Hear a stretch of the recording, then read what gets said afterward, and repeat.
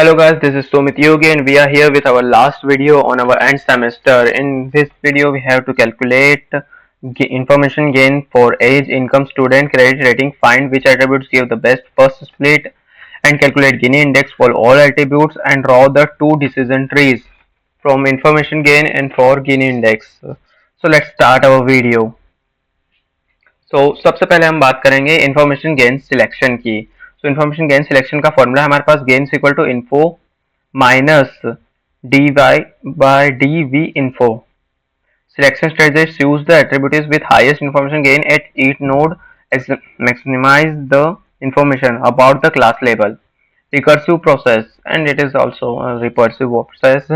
So highest gain हम जब इस फॉर्मूला से कैलकुलेट करेंगे तो highest gain आएगा एज का जो कि सिलेक्ट होगा एज रूट नोड. फिर सेकंड पे आएगा स्टूडेंट जो कि स्प्लिटिंग एट्रीब्यूट्स बनेगा हमारे डिसीजन ट्री के लिए. दूसरा है credit rating, moderate discriminative power and income, lowest information gain, जिससे कि हमें सबसे कम इंफॉर्मेशन गेन हो रहा है.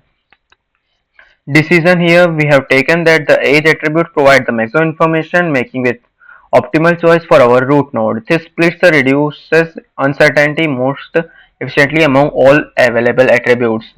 Next, age partition tree. तो 3 customer segments youth, middle and senior. तो यूथ जो है वो below 30, middle 30 to 40 and senior are above 40 और called for the persons having age greater than 41 years. तो अगर हम यूथ की बात करें तो यूथ में हमारे पास 5 कस्टमर जिन्होंने टोटल 2 कंप्यूटर खरीदे और 3 ने बाय नहीं किया. मिडिल में हमारे पास 4 कस्टमर्स है जिनमें से 4 ने कंप्यूटर्स खरीदे हैं और तीसरे पे हैं हमारे पास 5 कस्टमर्स जिनमें से 3 ने कंप्यूटर खरीदे और 2 ने नहीं. And next we will go towards building the complete decision tree. Complete decision tree में सबसे पहले रूट नोड हम एज को रखेंगे, स्प्लिट क्रिएट 3 ब्रांचेस, फिर मिडिल ब्रांच में लीफ, प्योर नल जहां पर no further splitting needed, youth branch जहां पर student attributes and then senior branch credit rating and etcetera. फिर फाइनल डिसीजन ट्री हमारे यहाँ पर बन जाएगा सबसे पहले एज, फिर एज से हम मिडिल एज देखेंगे. अगर एज मिडिल है मतलब बाय करेंगे कंप्यूटर में भी. अगर एज यूथ है तो अगर स्टूडेंट है तो हाँ वो बाय करेंगे, स्टूडेंट नहीं है तो बाय करने के चांसेस कम है. फिर एज सीनियर, सीनियर में अगर क्रेडिट रेटिंग एक्सेलेंट है तो वो कंप्यूटर बाय कर सकते हैं. अगर क्रेडिट रेटिंग फेयर है तो may be he will not by the computer. So this is our student our decision tree. Now we move towards the calculate Gini index. So excellent F1 then classification rules. So rule 1 youth non-student, youth student.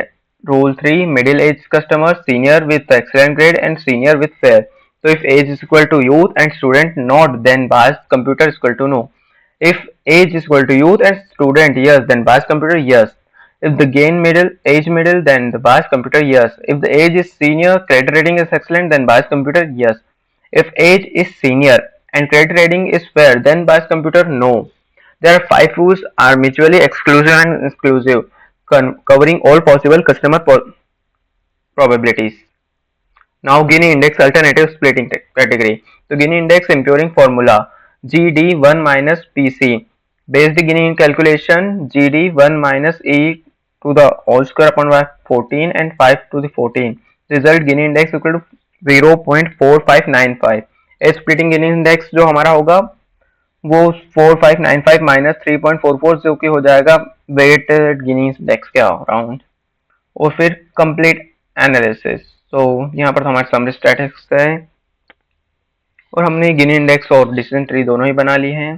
That's all for today guys. यहाँ पर हमारी पूरी series जो है वो खत्म होती है डीएस क्वेश्चंस की. And we will meet and I hope हम दोबारा ना मिले.